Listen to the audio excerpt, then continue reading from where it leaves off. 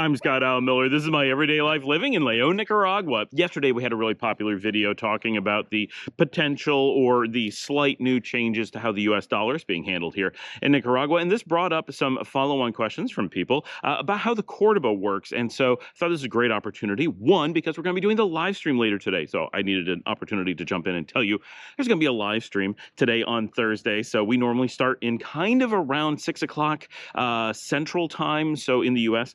So if you are able to join the live stream, that's a great time to get on and ask questions in real time, meet other people from the community, and just have a really fun evening hanging out, watching the show, and talking to people. So please consider joining us for that. But it's also a really great opportunity to give some additional information about how the Cordoba works, because it's a relatively unique currency. And even if it's not completely unique or not something you're not used to, there's still some details about how it works that are just very specific because it's its own currency. So we're going to talk about how Nicaragua's Cordoba currency works right after that bump.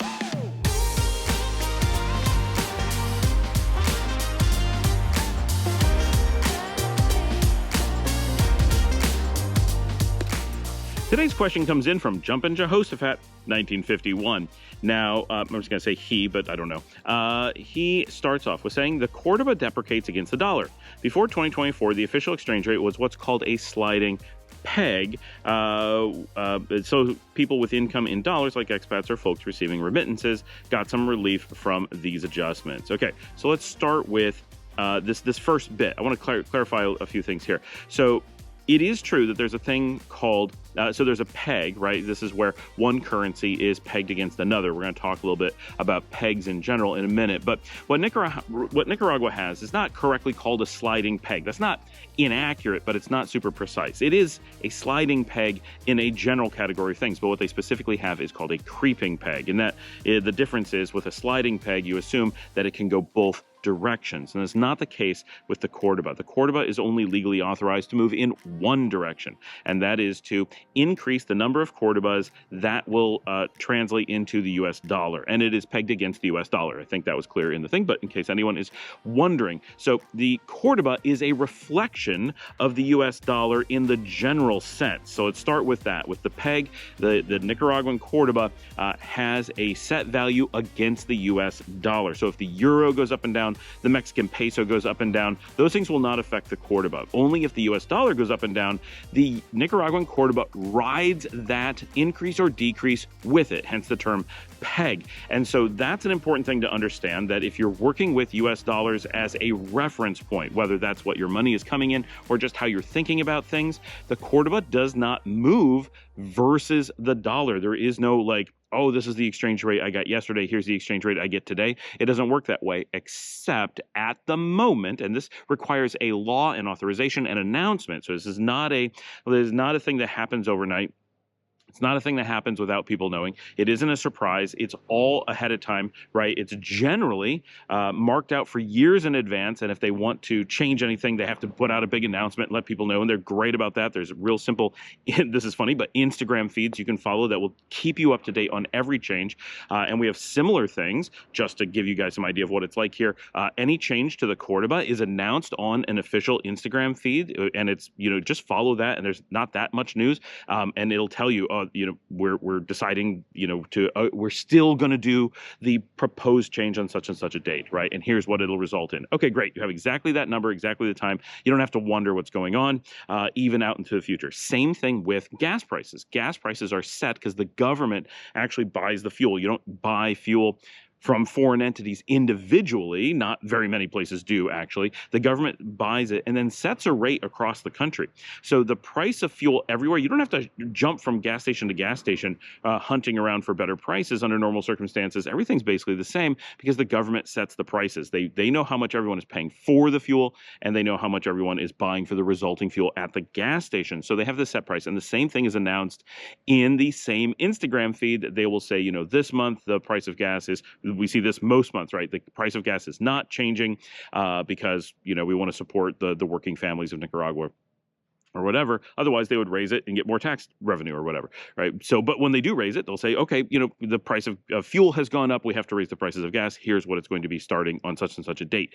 That way, to go fuel up ahead of that date, and you know what the prices are going to be, so that you know what to expect, and you can hold people accountable. There's a lot of transparency, and that's really nice. Not that other places don't have transparency, but they have systems that are less able to be transparent, because here, so many of those things, being such a small place, they're able to control them centrally. Places like the U.S., just as an example, can't have reasonably the same price on the coast as it does in the Midwest, because it has to ship things a lot farther to one or the other. There's just a lot of cost involved. But Nicaragua, whether you're shipping to the far point of Managua or way out in the country, San Juan del Sur or something, the actual difference in the cost of fuel because of shipping is pretty nominal. So they're able to keep that relatively flat. Okay, so that concept is important, that we have this peg. It's very clear. It's very announced.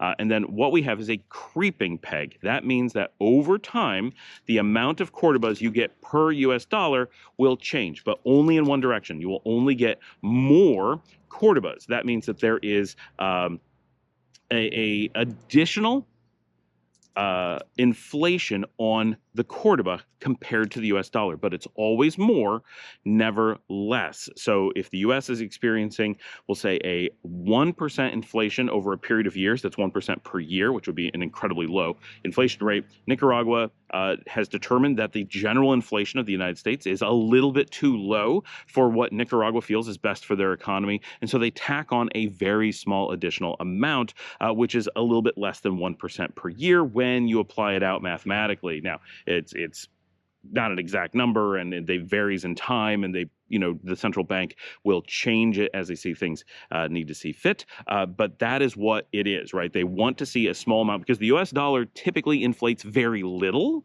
and most countries like to see a slightly higher level of inflation than the US dollar provides. Most countries do this by having their own currency that is free floating, and they will typically get higher inflation. Most places end up getting higher inflation than they want and are worried about bringing it back. Nicaragua does not naturally see enough inflation, and so they work to artificially enforce inflation to make sure that is happening. You can see all my videos about inflation and currency that explain why it is a complete farce for people to say you don't want inflation, why it's absolutely critical to the poor, and it is the best means of taxing the rich versus the poor in general. We have lots of videos that talk about that, and this is just basic economics, but these are not things that normal people sit around thinking about. I come from a currency background.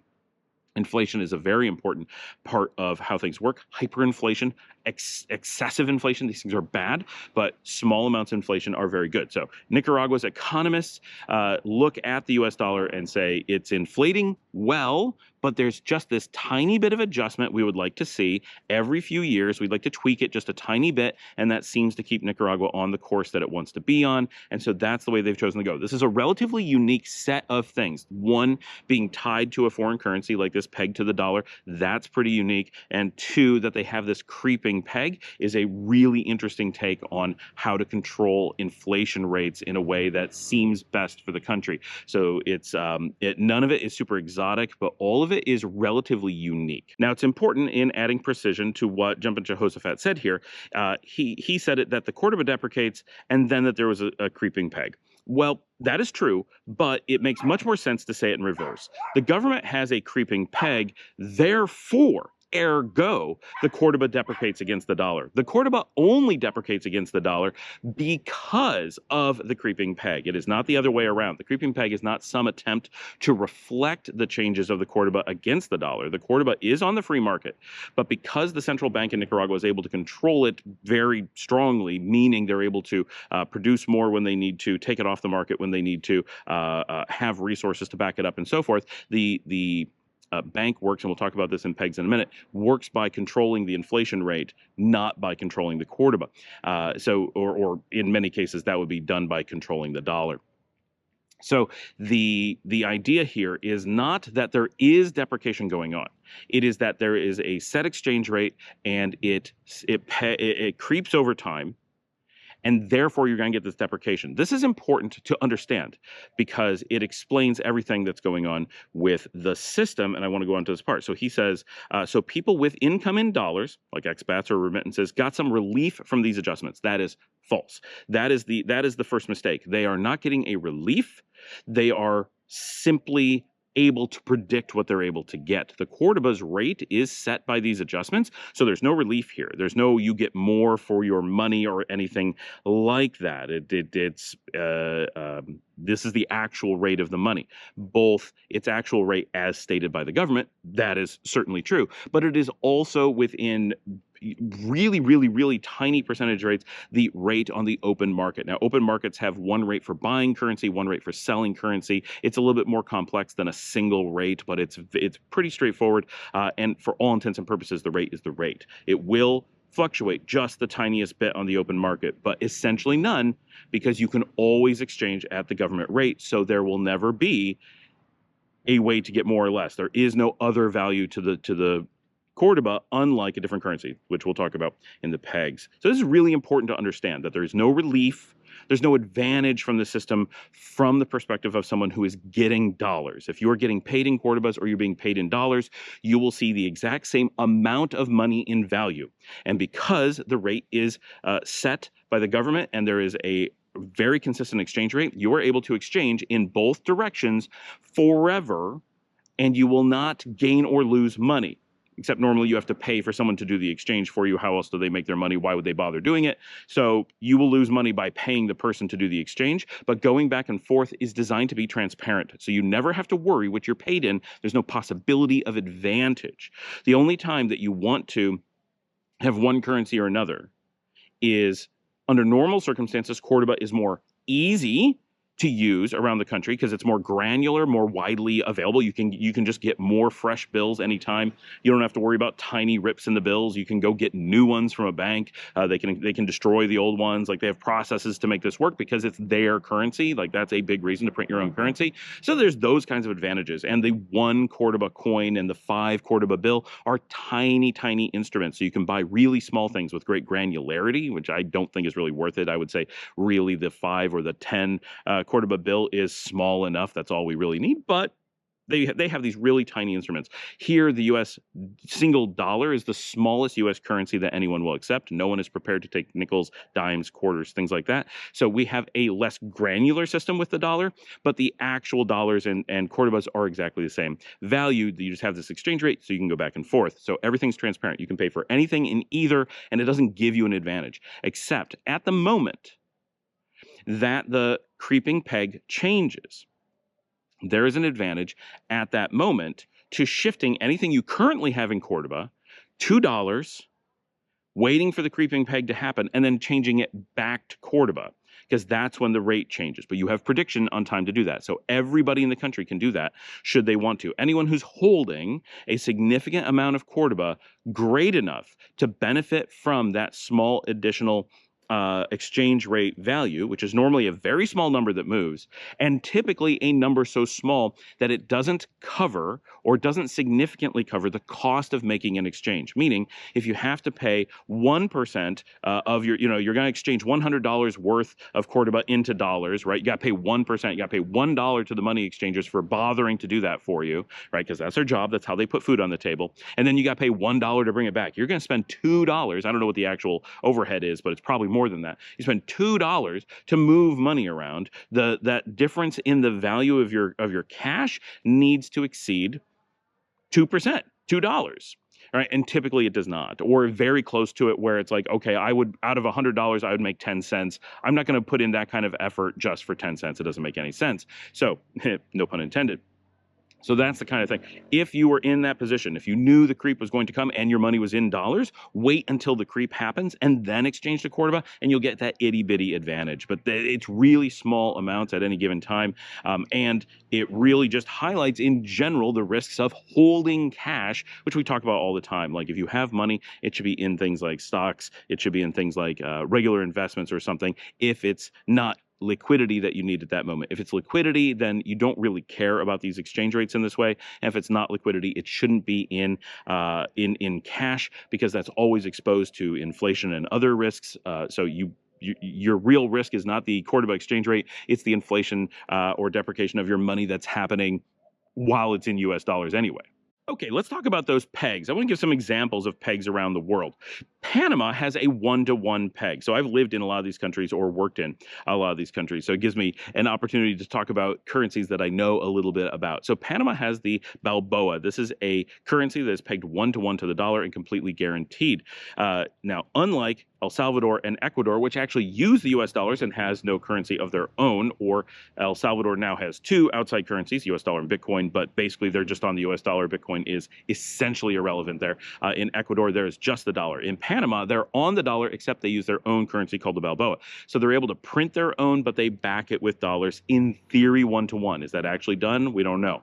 But I mean, someone may know. I have not looked into that. The theory is that they're buying every one of those things from by stockpiling US currency to have behind it. So however the US currency fluctuates, it fluctuates. You can always exchange Balboas for dollars, and they only print certain things of their own, like coins. They don't have their own bills in all denominations, right? They can, but they don't. So you often use dollars there, and everyone accepts both completely transparently.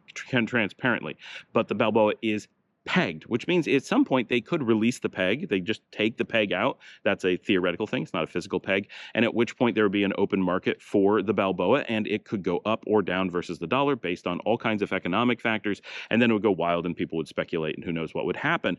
But as long as it's pegged, you're able to just exchange back and forth and use both transparently. So even though in theory it's legal to have an open market for Balboas, and if you were a collector and said, well, I really want Balboas more than US currency, because I don't know, it's going to look cooler in a plaque on my wall. So I'm totally willing to spend $1.05 to get a Balboa because I just like the way it looks more. Then you have a fully legal open market where you can pay a slight bit more to make sure someone hands you a Balboa. That's fine, totally legal.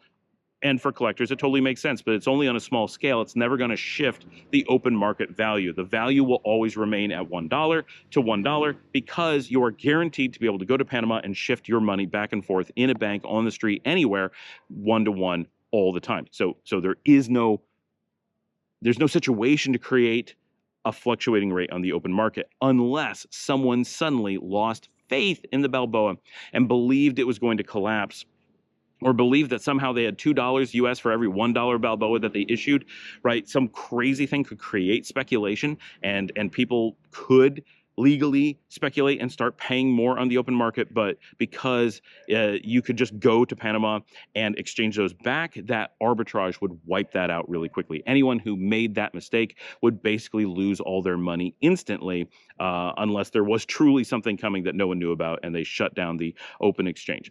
That's not going to happen, but that's the kind of thing that would require that. So that's the open markets exist when there's a reason to have arbitrage, when there's a reason for someone to want one currency over another and pay a premium for it. And maybe scarcity, or they believe it's holding a higher value than people have realized, or whatever. And so that is where the arbitrage comes in. But in things that are pegged, arbitrage doesn't normally make any sense. So that's the Panamanian system. It is simply pegged one-to-one. They're fully transferable back and forth. So it is incredibly simple. Now, let's look at Belize. Belize has a very different system. Now, first of all, they are truly pegged one-to-one, but they issue 2 Belizean dollars for every dollar. So we say it's 2-to-1, but it's a full-on peg. The value of the Belizean dollar 100% rides with the value of the US dollar. Now, you need to keep moving my camera. Every few minutes, the sun comes out into a new spot because it's the morning and the sun's moving really quickly. So because Belize is completely pegged against the dollar, everything that happens to the dollar, good or bad, happens to Belize. Period, no exceptions. Now, people will sometimes get confused and say, well, you get better value for your dollar because you get one of those for every 2 Belizean dollars, but this is one of those deep myths about currency. There is no such advantage. If you were to receive X amount of money in Mexican pesos and you needed to transfer it to the US, maybe it gives you $100 in the US. If you transfer that same money to Belize, you get $200, right?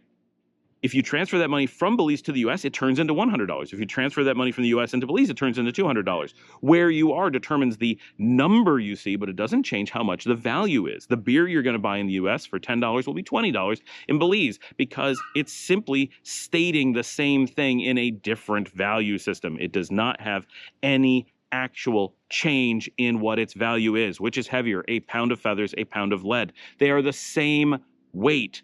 They are exactly the same. Which is heavier, 1 kilogram or 2.2 pounds? They're exactly the same, right? Just two different ways to state the same thing. That's all that's happening in Belize. Now, what's different in Belize than in Panama and some other places we're going to look at is that Belize has a closed market on the transfer of Belizean dollars, meaning if there was a free market, and there is outside of Belize, a free market where you can buy and sell Belizean dollars, they are worth in the current state quite a bit less than their peg would suggest. If you have 2 Belizean dollars, you will not get $1 outside of Belize. That exchange rate only exists in Belize.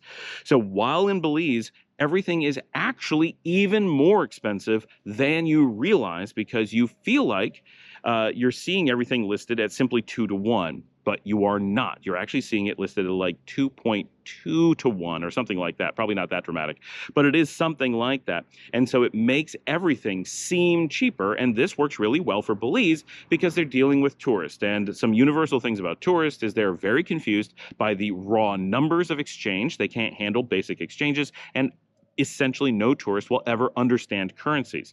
So the tourists who are looking at those prices and stuff in Belize simply get confused and are willing to spend a lot more money simply because the whole system is too hard for them to understand. This is a very powerful mechanism that Belize is using and explains why basically they do everything that they do. Because their economy is essentially completely driven by tourism, having this little bit of overspend mentality built into a psychological trick of their money is actually a brilliant tool. Anybody who actually cares can simply take out a calculator and run the calculation every time they go to do something and see what the real price is and make their mental determinations based on that in a proper way. But people don't want to do that, and so they just pay that extra little amount. It's not a huge amount, it's a few percentages, but those things go into the national coffers and it helps create a stronger economy. So I think it's a good decision for them, and I understand more or less why they do it. I do think it carries a lot of overhead because their central bank has to have a lot of control, and they have to make sure that there is no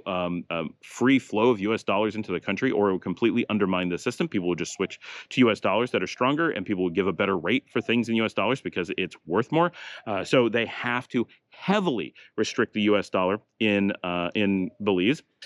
So if you're in Panama, you can use the U.S. dollar anytime, anywhere, for anything, 100%.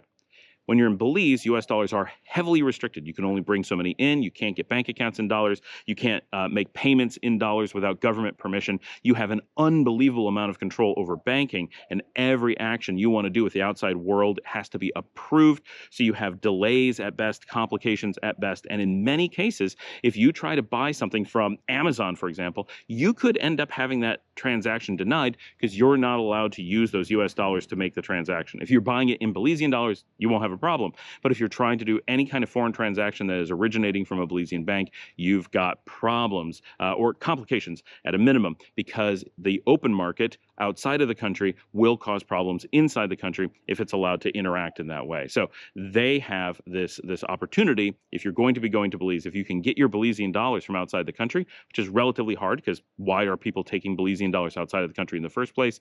But if you're able to get them there, you're generally able to get a slight advantage on that rate. So this is a situation where an artificial value inside the country is creating an arbitrage situation, but they go to great lengths to curtail the ability to leverage that arbitrage, because if you get Belizean dollars outside the country, they're useless until you bring them into Belize. And so there's very few people willing to take any kind of risks on the Belizean dollar because they simply can't use it broadly. Now, let's look at Argentina. Argentina has their own peso, and it is free floating. It is not pegged to anything. So the peso has this value determined by the market. There's no government agency determining what the value of the peso is.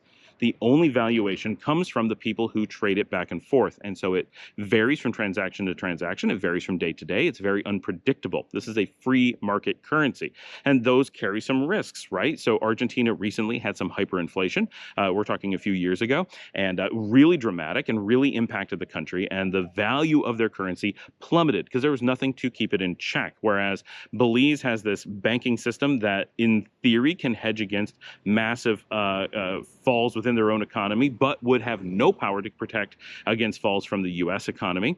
Panama would be completely exposed to the U.S. economy should the dollar actually go into free fall, but they have no ability to have their own exchange rate impacted, right? So Panama never has to worry about something happening in Panama and devaluing their currency. But Argentina completely exposed. When things get good, their currency goes up. Certain factors, good is a relative term, but their currency can go up in value or down in value based on market conditions and confidence. And so that has a separate power. That gives Argentina the ability to adjust to a lot of things, but also gives it exposure to a lot of things. But countries like Argentina are free to print more money, so they can use that while that creates a lot of inflation. Like the U.S., Argentina and the U.S. are free floating and able to print money. And people tend to hate this because the rich really do want to convince the poor that this is a terrible thing, because it is a very powerful mechanism for taxing the rich. It is a means of putting more money into the economy and having the currency reflect the overall value of the economy versus simply reflecting the value of the economy at the time the money was originally printed. It's a complex system. I'm not going to go into defending why printing money is the only logical way to have a free-floating system, but trust me, it is. But there are times that that will bite you, and the U.S., with its recent inflation, is actually an example of how we don't have to worry about printing money. If we actually study what happened in the U.S. economy, all of the problems came from companies that are gouging, not problems that came from printing money. Printing money did cause a little bit of pain, but it solved a lot of problems that far outweighed the inflation that came after it by protecting the economy from going into collapse. Argentina is in a runaway collapse situation, and printing money is not their problem. It is a problem, but not the problem. And they are now making a lot of changes to correct things, and at least at the moment, they seem to be on a much healthier path. I don't know if it's a healthy path, but they're in a place where they are improved from where they were. So these are getting into deep economic theory topics, but currencies are impacted by these things, and vice versa, they impact other things.